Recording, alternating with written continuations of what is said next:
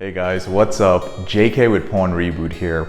Today I'm going to be talking about a very important topic that is most likely going to be relevant to men who are in their 20s and their 30s, and perhaps a handful of men in their 40s and hopefully not their 50s, but that's possible as well. And I'm going to be talking about the life cycle of an unhealthy long-term relationship.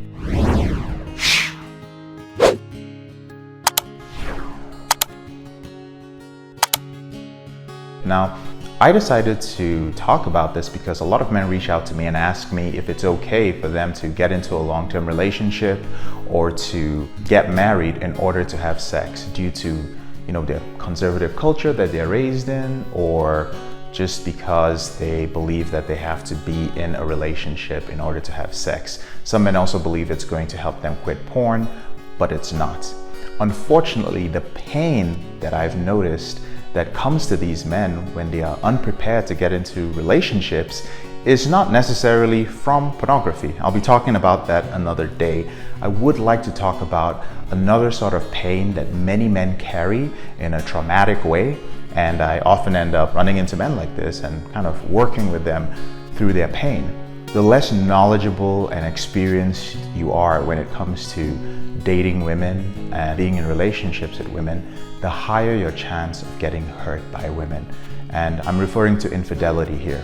Now, I've spoken to many clients who literally wasted away chunks of their prime years due to the psychological damage that they inflicted on themselves after their girlfriend or their wife or their fiance ended up having sex with another man outside their relationship, or ended up dating another man, leaving them for another man. Now, this also happened to me, and in my case, this mostly happened due to the fact that I gave up my power in the relationship. I allowed the woman in the relationship to have the driver's seat. I became very passive as a result of my addiction, right? Not every man becomes passive, but some of you might. And if you do that on a consistent basis, then some of the things I'm going to talk about in this video may happen to you.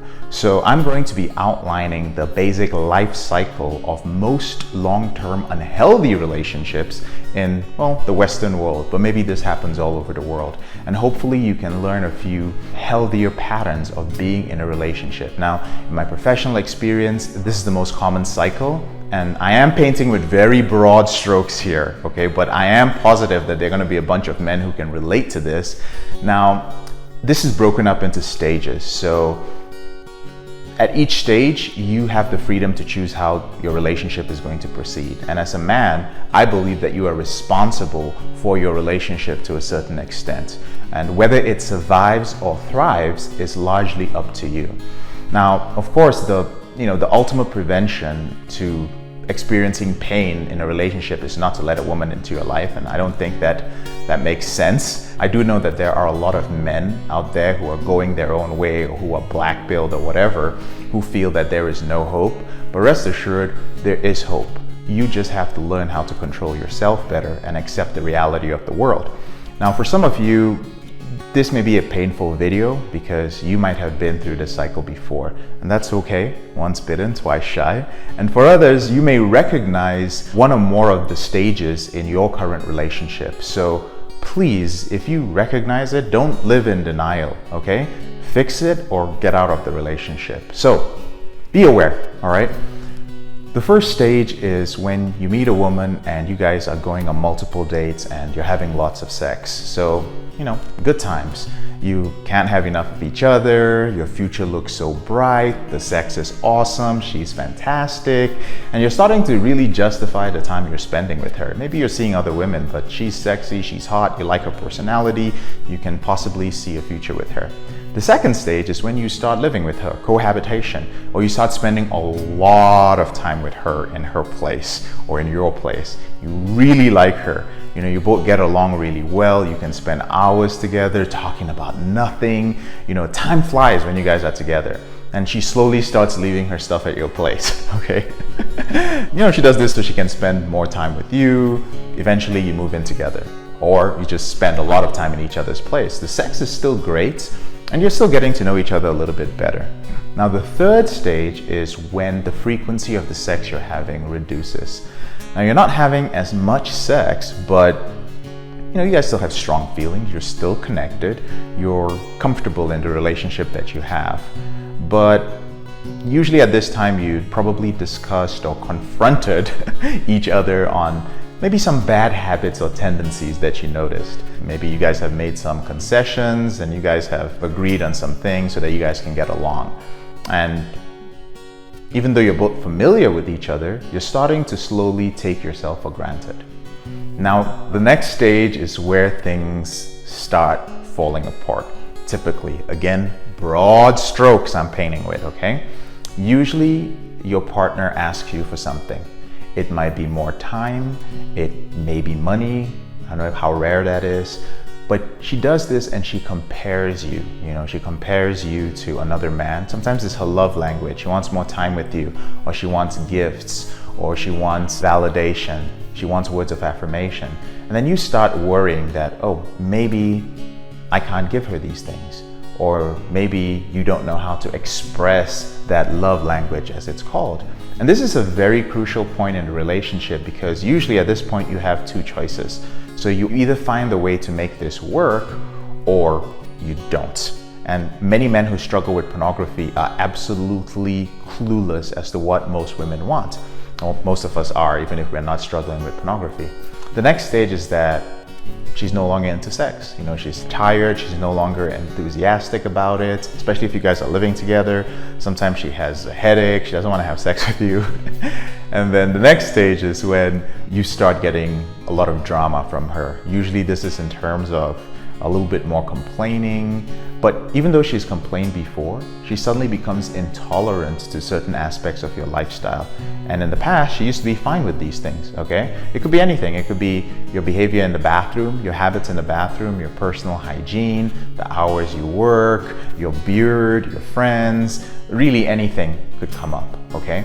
And then the next stage is usually where she starts reaching out to other men, okay? And sometimes she says that they are just friends. And if you still believe the whole oh, she's just friends with that guy, and he's not gay, then you've got a long way to go, okay? Most women are not going to be in a relationship without prospects. Every woman has a plan B in her mind. Doesn't matter who she is.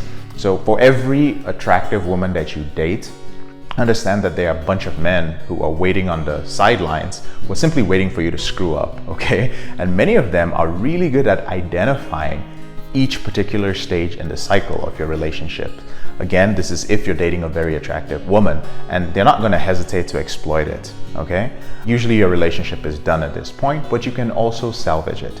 And the 8th stage is when the woman that you're with begins to disappear, okay? So more and more often, she's, during key events, of both of your lives, like birthdays, for instance, she's no longer there. Many men start rationalizing. Again, I'm talking about unhealthy relationships. And the next stage is where she just starts insulting you. There's humiliation, there's all these personal attacks. Basically, she's trying to push you away. And I'm always surprised at the number of men who will put up with this. And if you're still in a relationship at this point, there is a very high chance that you have some self-esteem issues that might require some serious introspection, okay? Because no person should tolerate that amount of disrespect in a relationship, constantly, every single day. And most men just don't stand up to that because they don't feel like they have any other options. Sometimes this is a point where you might need to take a break from the relationship or really assert your boundaries. And stage 10 is when, unfortunately, you find out that she's been seeing somebody else or she's been having sex with somebody else. And that's usually game over, okay? And many men have been there, some of us one time too many. And a lot of us have never let go of the pain and trauma that this cost us, okay? And in one of my videos, I'm going to talk about forgiveness and how important that is. But understand that if this cycle and all these different stages that I described, if these are very familiar to you and you're like, dude, I go through the same thing, I want you to understand that it's your problem. It is something that you have been doing to yourself, and it's very important to learn how to break out of this cycle.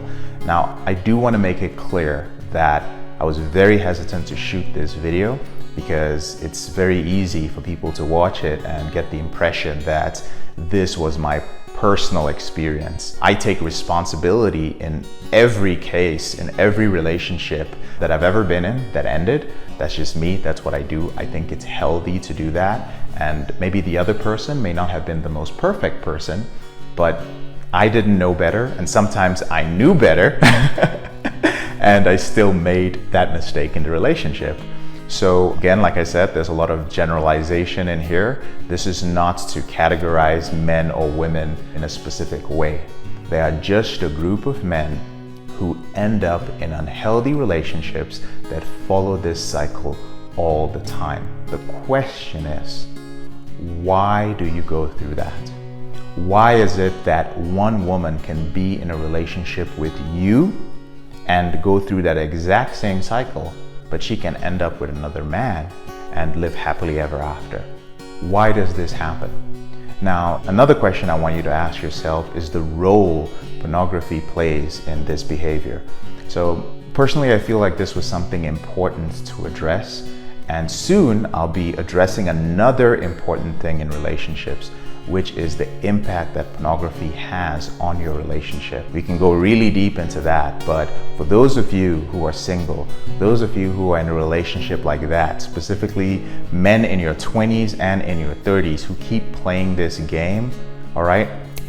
Snap out of it, guys. Snap out of it and ask yourself the important questions.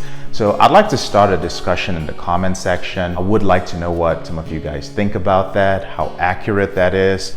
Just curious if you've been through it, share your experience. I'm JK, your brother in this struggle. A little bit of a different video, but thank you for taking the time to watch it, and I'll see you in the comment section. Have a wonderful day.